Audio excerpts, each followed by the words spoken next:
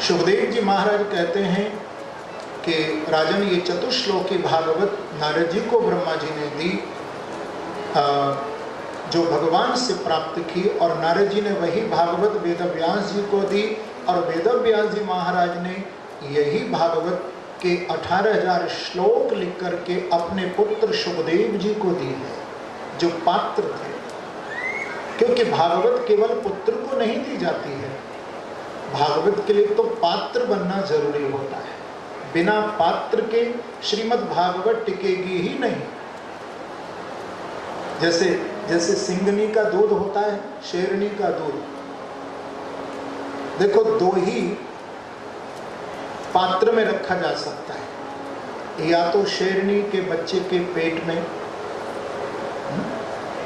या स्वर्ण के पात्र में। सोने के पात्र में शेरनी का दूध, जो सिंघनी की खीर, ऐसा हमारे आचार्यों ने कहा है, ललिता सखी उपासना जो सिंघनी की खीर।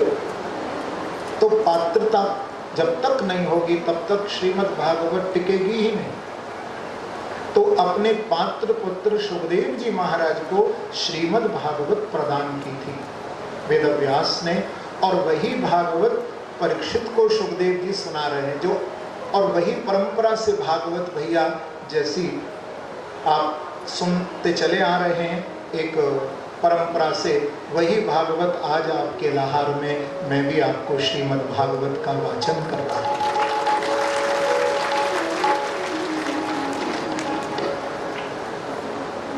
यथाधीतम यथामति, अपनी समय और मति के अनुसार में आपको भागवत सुना रहा हूं। वैसे तो ये सागर है, कौन कह सकता है किसमें ताकत है। जैसे भागवत में सूत जी ने भी एक बात बड़ी बढ़िया कही है। देखो कोई पक्षी, कोई चिड़िया आकाश में उड़े और वो सोचे कि आज मैं सारे आकाश को नाप लूंगी। अब 2 मील के एरिया में उड़ी वो चिड़िया, थक गई, तो क्या बोली, बस आकाश इतना ही है। तो क्या उस पक्षी के कहने से आकाश जो महाआकाश है वो छोटा हो जाएगा? नहीं हो सकता। तो भागवत तो सागर है, यथाधीतम यथामति। सूत जी भागवत में कह रहे हैं कि समय और मति के अनुसार मैं आपको श्रीमद् भागवत का वाचन करूं। कौन कह सकता है ऐसा? किसमें ताकत है? ये तो भगवान जैसा बुलवाते वैसा वक्ता बोल देते हैं। सुखदेव जी कहते हैं कि राजन देखो, अब थोड़ा सा महाभारत का प्रसंग है कि जब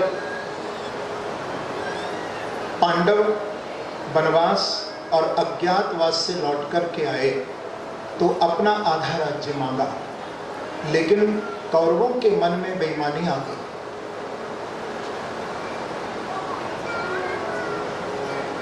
तो पांडवों की ओर से भगवान श्री कृष्ण राजदूत बन करके गए। उन्होंने प्रस्ताव रखा, लेकिन दुर्योधन ने अस्वीकार कर दिया, भगवान को अपमानित किया।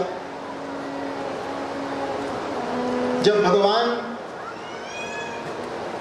दुर्योधन के महलों से निकले, क्योंकि दुर्योधन ने भगवान को निमंत्रण दिया था भोजन का, अब वहां पर दुर्योधन ने उनका अपमान कर दिया भगवान का। तो बिना भोजन किए, बिना आतिथ्य को स्वीकार किए भगवान जब बाहर निकले तो सोचने लगे कि आज हम किसके घर चलें। इसने आज हमको अच्छा न्योता दिया, सुबह से भूखे ही बैठे। तो याद आई भगवान को कि मेरे परम भक्त विदुर और विदुरानी कितने दिन से मेरे दर्शन को छटपटा रहे हैं, तो चलो मैं उनको दर्शन देता हूँ। तो भगवान विदुर जी महाराज के द्वार की ओर मुड़ गए। उस समय देखो विदुर जी तो घर में थे नहीं, उनकी पत्नी थी विदुरानी सुलभा, इसका नाम था सुलभा। अब विदुर जी महाराज के द्वार पर जाकर के भगवान ने आवाज लगाई, काका जी, क्योंकि चाचा लगते थे कृष्ण के, तो जब आवाज लगाई तो विदुरानी अंदर स्नान कर रही थी।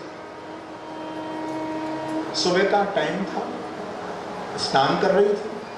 जो भगवान की आवाज को सुना तो एकदम बोली, अरे ये तो मेरे कन्हैया की आवाज है, ये तो मेरे बांके बिहारी मेरे गोपाल की आवाज है, क्या आज मेरे घर कृष्ण आए हैं? तो भगवान की आवाज को सुनकर के सुध बुध खो गई, वस्त्र पहना ही भूल गई, प्रेम में इतना भाव विभल हो गई कि दौड़ी दौड़ी दरवाजे पर आई और जो द्वार खोला, भगवान समझ गए कि मेरी काकी मेरी चाची इस समय भाव में डूबी हुई है। तो उसी समय भगवान ने अपना पीतांबर लिया और लेकर के अपनी काकी को ओढ़ा दिया है।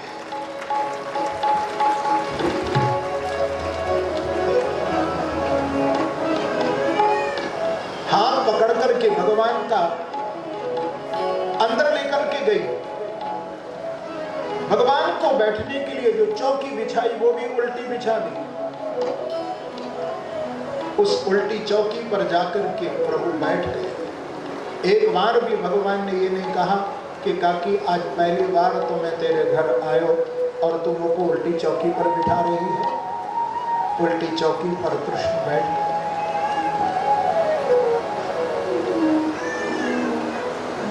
विदुरानी बोली कि कन्हैया, मैं आपका रोज रोज इंतजार करती थी कि आप मेरे घर आवे और मैं अपने हाथों से आपको माखन खिलाऊं, पर आज तो मैंने स्नान भी नहीं किया, ताजी माखन भी मैंने नहीं निकाला। कृष्ण, आपको मैं क्या खिलाऊं, क्या खिलाऊं?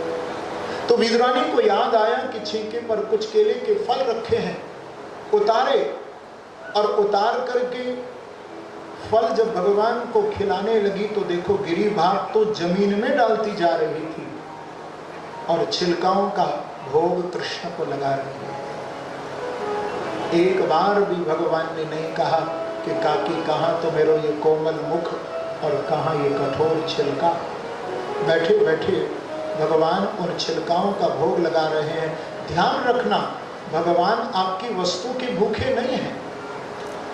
कोई व्यक्ति ये कहे कि मैं 56 भोग लगा करके भगवान को अपना बना लूं, कोई कहे मैं सुंदर ड्रेस पहना करके भगवान को अपना बना लूं, नहीं नहीं, सुंदर ड्रेस, सुंदर कपड़े, सुंदर 56 भोग लगा करके भगवान नहीं रीझते।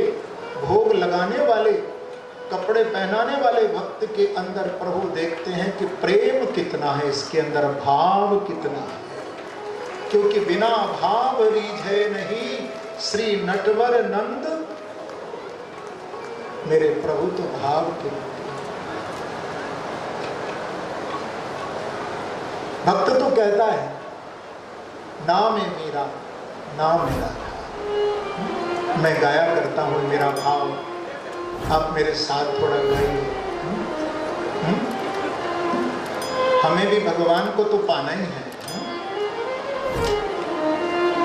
नाम में मीरा, नाम में राधा, न तो मैं मीरा हूं न मैं राधा हूं, लेकिन फिर भी मुझे भगवान को पाना है। कैसे पाना है? नाम में मीरा, नाम में राधा, मीरा, नाम में राधा, नाम में मीरा। पूरी मस्ती में पीछे वाले भक्त दोनों हाथ उठा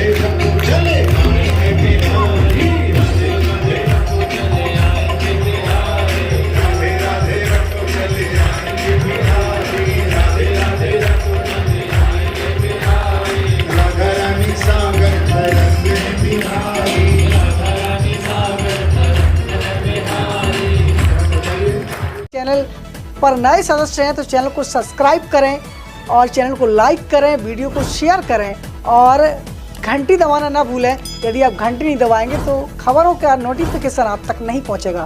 green colours India private limited, रंग है तो जीवन है।